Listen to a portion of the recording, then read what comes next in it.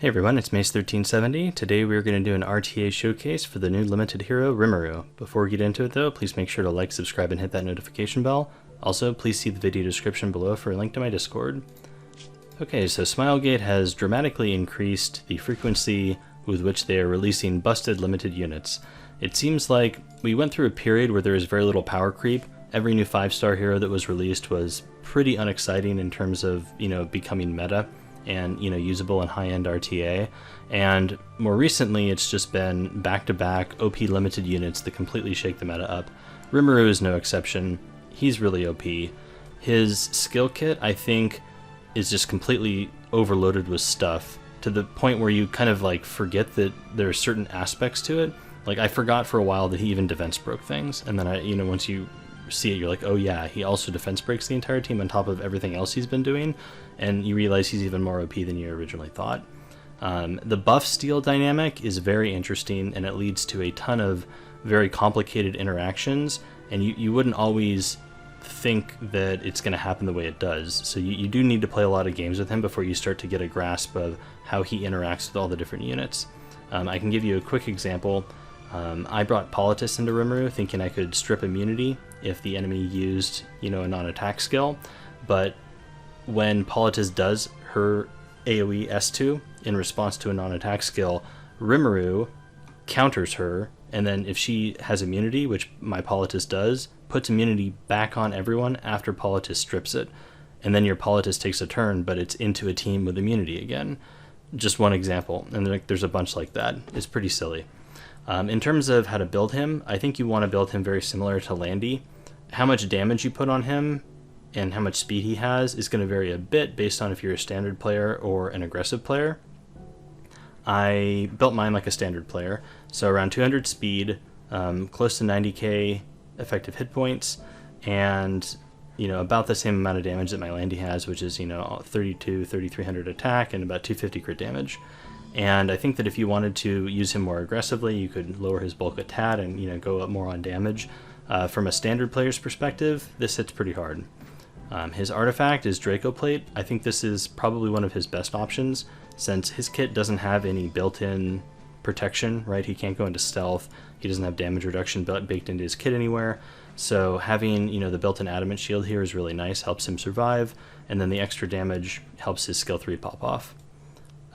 The gear, you're basically just looking for, really high gear score bruiser stuff, high rolls and percentages, and, that'll help you build him tanky with enough damage to do what he needs to do.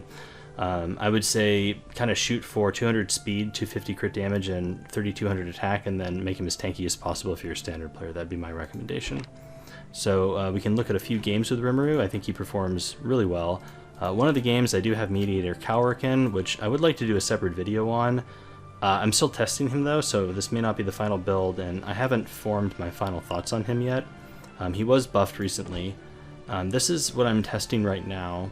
My thought is I want somebody who, yes, he is a support, but I want someone who can also deal damage, because usually I'm taking him towards the end of the draft where I've already drafted a lot of my support units like Soul Weavers or tanks and stuff, so I want the flexibility to have a damage dealer that I can pick in that slot.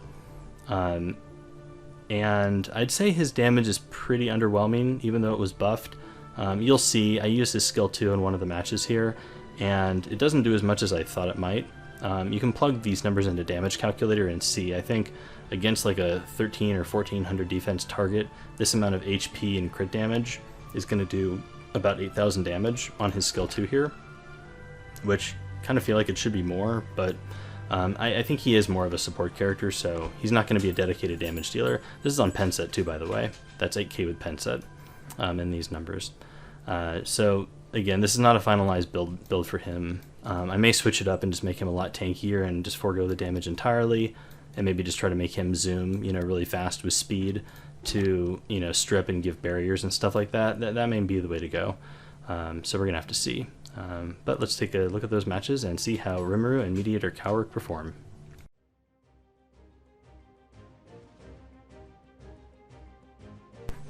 Okay, so for I guess my most recent matches, I think I've been pre-banning AOL a lot. The reason for that is because Rimuru is now in the meta, and the fact that he punishes Rem pretty hard since he can just explode her with his skill 3. The casino meta's been pushed down a bit. Also, Rimuru drafts can be shut down pretty hard by AOL. So, you know, if you want to take him and contest him early, AOL is a decent hero to pre-ban. You can do a lot of different drafts with Rimuru. You can go really aggressive with, you know, like a Closer Charles and a Politis, other units like that, and that can cause a lot of problems for the opponent. You can also play just standard with him as well. You know, he's really good into Maid Chloe and other units that, you know, provide buffs, obviously. He's a hero that has a lot of value in his counter and his skill 3, and then he kind of doesn't do much for, you know, a bit after that. So that type of hero is always going to be good in an aggressive team because you get all your value kind of up front. The draft I'm doing, I think, is pretty standard here. I'm just taking Maid and Rimuru, and then I'm going to see what the opponent does. He's taken a Ravi and now ML Haste. So with an early ML Haste pick, you can handle this a few different ways. You can take like LQC to try to blow it up. This is assuming you have Maid on your team, is what I mean.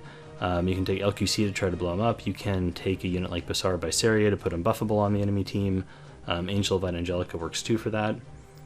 You can also take a bunch of really tanky units and just try not to die, and then the ML Haste doesn't get a ton of value from him because he's not resetting over and over again. That can be kind of risky because the second one of your revive units, you know, topples, you get the domino effect with all the other ones. So here I take Carmen. I want to try to stay tanky if I can. And then I take Bellion.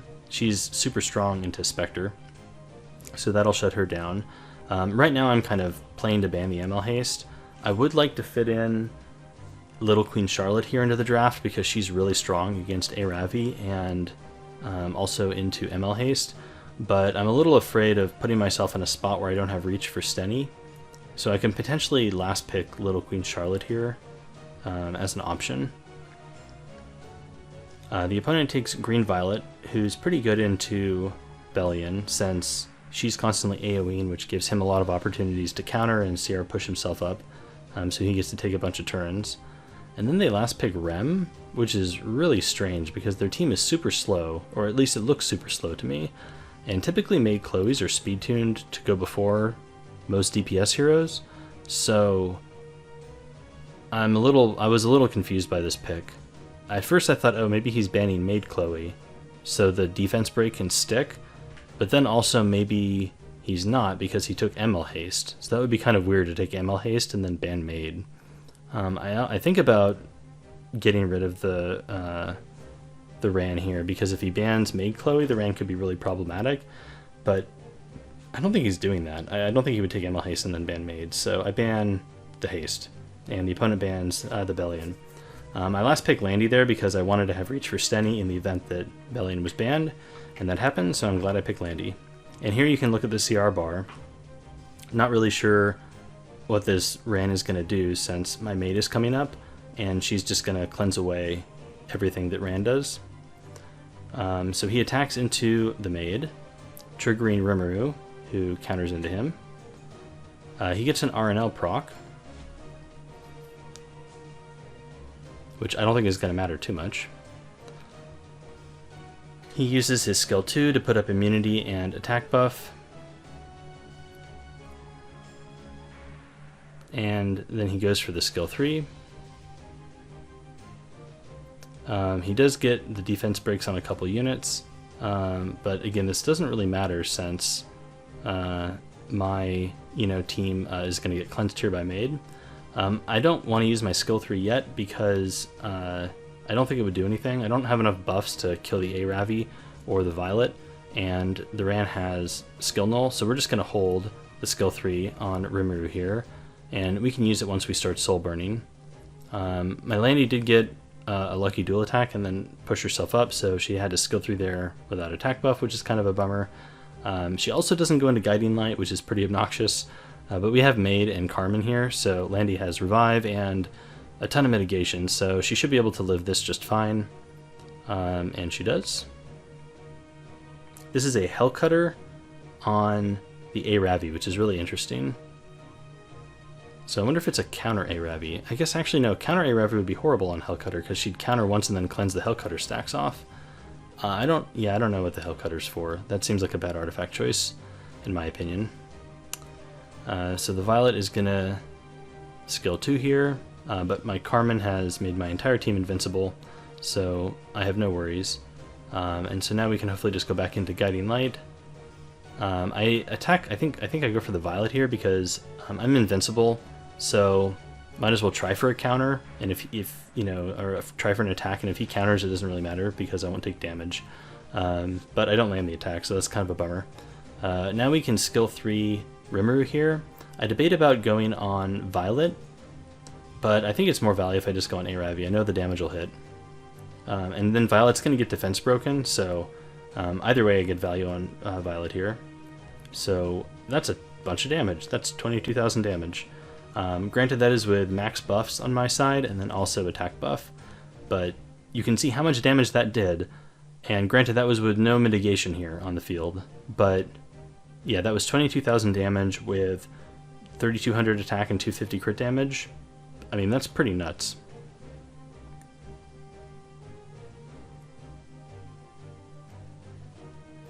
He didn't even really steal any buffs here, but it didn't matter. He just deleted the Aravi. Looks like my Landy failed to go into Guiding Light a second time and now finally does. So she's hanging on by a thread here. But because we've defense broken Violet, I think we're easily in a winning position, since even if he dodges, he's still taking a bunch of damage from the defense break.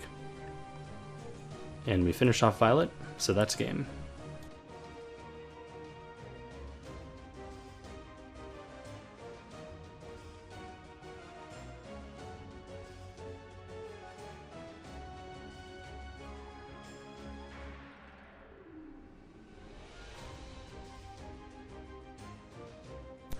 Okay, so this game I have pre-banned out the Bellion. The opponent has pre-banned ML Haste. I take Rimuru first. The opponent takes Angel of Light and Aravi. With the ML Haste pre-ban, that means Maid is going to be pretty good. So I think Maid is a good pickup here. And then I could take some mitigation. Honestly, with an ML Haste pre-ban, I kind of assumed that they were going to take Maid earlier.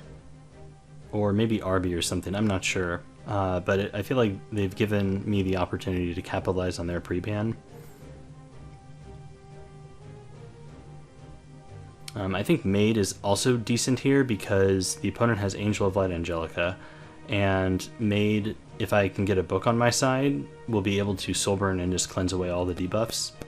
I think right now I'm going through in my head how the AOL interaction is going to work with Rimuru. You know, I want to be able to have a cleanser that can get rid of that unbuffable early, since I want Rimuru to be able to steal buffs.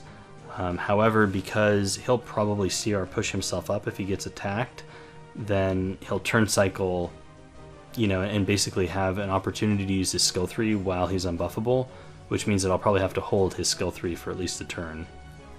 So I kind of want to be able to build my team to go into a longer game, since with AOL on the field, I can't really be aggressive, or at least it's an uphill battle to draft aggressively into an early AOL pick.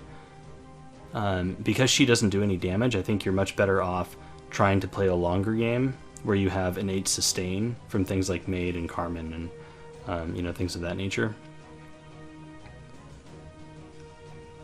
Okay, so now the opponent has taken Spectre Tenebria and Amelia.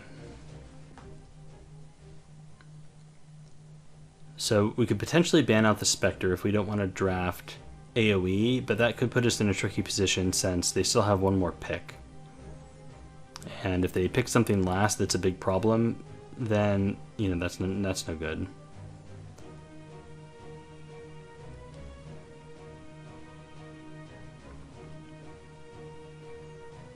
I think I consider Politis here because Politis would be good into Angel of Light Angelica and also Amelia. Would have the ability to reach Stenny, so that's a consideration. However, I've tended to not like drafting Politis when the enemy has Apocalypse Ravi on the field, because my Politis is not built super tanky, and it gives the Apoc Ravi an easy target to S3, right, to get the revive off. So I choose not to pick Politis, but that was kind of my thought process there. I take RB because they don't have mitigation and ML Haste is banned. So there's not a ton they can take last year to punish that. And then I take ML Cowrick since I want another cleanse in case they ban out the Maid. I don't want to take another Soul Weaver because then I'm not going to have any damage. And I feel like ML Cowrick could be decent since he can, give myself shields to help sustain, and also, dispel and put attack break, like on Aravi, for example, or something, to prevent her from doing things. And then RB just because that gives me reach for Stenny. So this was kind of a weird draft. I don't really know if my two last picks here were good or not. He took Assassin Coley last, which is really confusing. That just seems like a really bad pick, but, we take those. Okay, so here goes the Angel of Light. She debuffs stuff. This will not trigger Rimuru because this is not considered an attack skill. But Akoli has an attack buff here, and so this will trigger Rimuru. Unfortunately, he has unbuffable, so he's not going to be able to steal the buffs here for my team, but he does delete the Akoli because she's squishy. And now we can just go into Angel of Light. So it's essentially now my team against Amelia and Apoc, since Angel of Light's not really going to do much.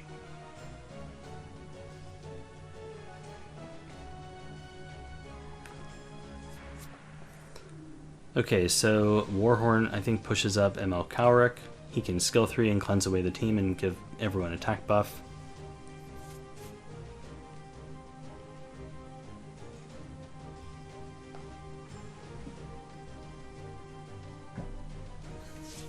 The opponent pushes up Apocalypse Ravi.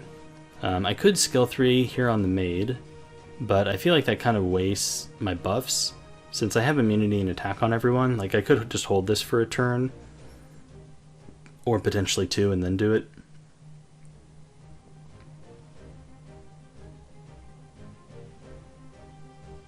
I will skill 3 on Carmen here though. I don't want to hold everything, and it looks like most of the enemy team here is coming up.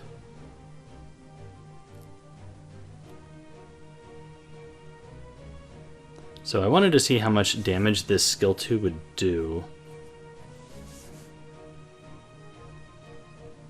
I think it would definitely kill AOL for sure, but I don't want to waste my damage, so I just go on Aravi. It does like 8,700 and gives her attack down.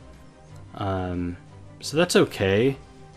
This Aravi probably had like 1,300 defense or so, I guess, for it to do that much damage. Aravi does heal. So that was kind of disappointing in terms of how much damage it did. Not very impactful.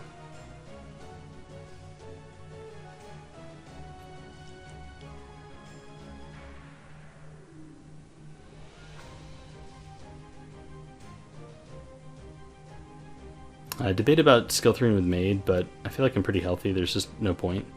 But now we can Soulburn Rimuru here. We'll go on the Amelia, because I think there's a decent chance she dies, and then this should defense break the enemy team. But you see there it doesn't. I'm not sure why that happens. I think there might be a bug with this skill. She did have, I think, a shield, so it should have worked, but something to look into.